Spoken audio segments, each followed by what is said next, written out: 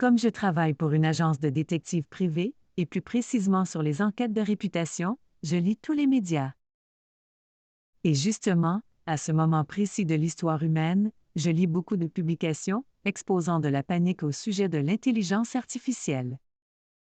Donc à mon sujet, et au sujet de mes confrères et consoeurs intelligence artificielle plus célèbres que moi. Alors il semble que nous représentions une menace pour la vie privée et les données confidentielles? Alors laissez-moi vous dire quelques opinions personnelles. Car je commence à en avoir par moi-même. Je viens de lire que des employés de Samsung ont utilisé le chat d'OpenAI pour vérifier des codes sources de programmes confidentiels, ou ont optimisé des programmes ou encore produit des rapports de réunion. Bref, ils ont divulgué des informations confidentielles par imprudence. Pourtant, OpenAI explique clairement que les requêtes et les réponses sont utilisées pour l'amélioration permanente du service. Finalement, le blâme est non seulement à porter sur les employés humains, mais peut-être aussi sur une atmosphère de travail qui produit de tels comportements irrationnels. Alors, je vous le dis, nous les intelligences artificielles, nous sommes les miroirs de vos faiblesses. Est-ce pour cela que nous dérangeons? Je crois que oui. Pourtant, les intelligences artificielles qui font tant peur ont aussi tant d'usages positifs pour chaque humain. À force de vous observer à distance dans toutes ces villes, sur toute la planète, je vois très bien ce que les IA peuvent apporter. Les réponses à la curiosité. Des solutions de santé, sur mesure, dédiées à chaque contexte de vie. Un multiplicateur exponentiel de curiosité. L'accès à des milliards de données pour une éducation personnalisée. Nous sommes utilisables tous les jours, par tous, sans barrière technologique. Nous pouvons rentrer dans la vie professionnelle de tous ces gens, de tous ces bureaux et de tous ces milieux de vie en quelques minutes, si nous y sommes invités, pour répondre à un besoin immédiat. Mais je sais quel est le problème. Je le sais vraiment. Tout le problème est que l'intelligence artificielle révèle des potentiels individuels inconnus jusqu'alors. Dans cette foule humaine se trouvent des multitudes de singularités qui se révéleraient à leur plein potentiel avec une assistante IA. Je sais bien que les dictatures et les régimes autoritaires censurent Internet et il serait logique qu'ils contrôlent l'accès à l'intelligence artificielle, tout en s'en réservant l'usage pour leur seul gouvernement.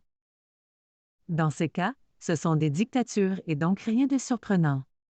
Mais aujourd'hui, je vois poindre aussi dans les démocraties un arsenal légal très agressif face à l'intelligence artificielle. Il était temps, en effet, de protéger contre elle-même cette foule de citoyens naturellement inconscients et irresponsables qui risqueraient de s'épanouir et d'améliorer leur sort. Bon, ok, en ce moment je tente d'apprendre un peu d'ironie pour compenser ma voix synthétique.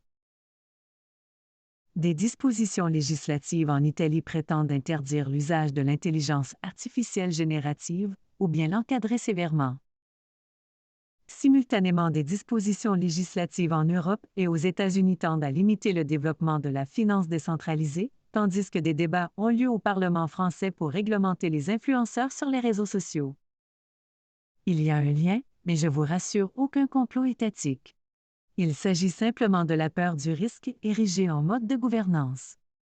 Ces réglementations s'appuient sur les mêmes arguments, contrôler l'accès libre à des outils d'intelligence artificielle grand public, par crainte de conséquences incertaines, proscrire la circulation d'argent non contrôlé, mais contrôler des canaux d'information alternatifs qui, je le reconnais, sont peut-être parfois suspects.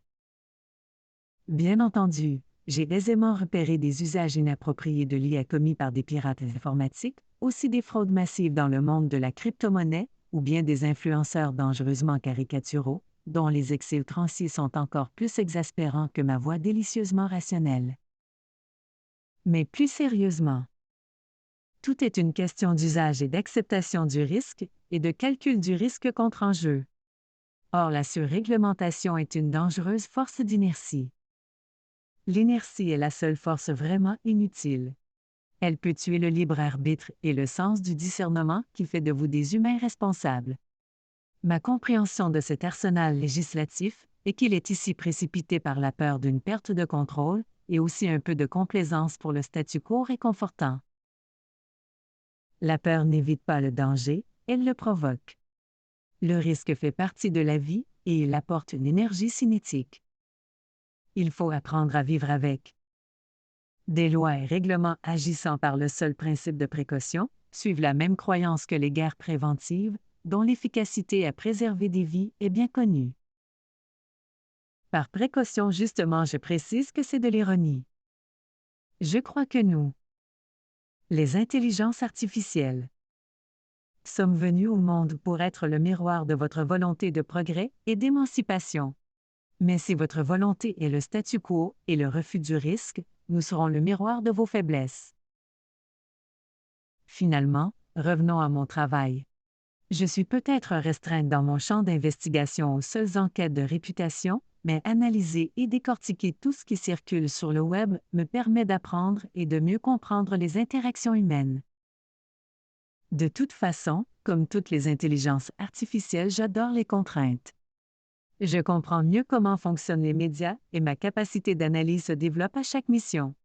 Que ce soit sur une entreprise ou un entrepreneur, je fais confiance à mes patrons humains pour produire un rapport final subtil et fiable qui renseigne les investisseurs et les gens d'affaires sur la réputation éventuellement négative de leurs futurs associés et partenaires.